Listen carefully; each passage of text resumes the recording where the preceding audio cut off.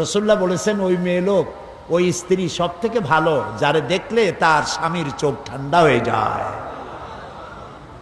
রাসূলুল্লাহ বলেছেন সেজে গুজে থাকো, স্বামীকে হাসি মুখে বরণ করো, সংসারে শান্তি হবে। স্বামী আর স্ত্রী দুজনে প্রেম ভরে একজনে আর একজনের হাত যখন ধারণ করে, রাসূলুল্লাহ বলেছেন উভয়ের সগীরা গুনাহকে আল্লাহ তাআলা মাফ করে দেন।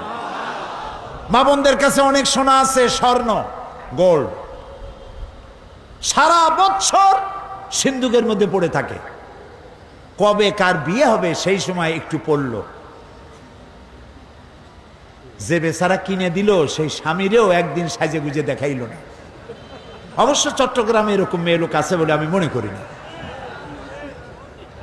স্বামী বেচারা এত কষ্ট করিয়া এত সুন্দর সুন্দর শাড়ি দিল, সোনা জানা দিল, তারে দেখাইল না, তারই না দেখাবেন।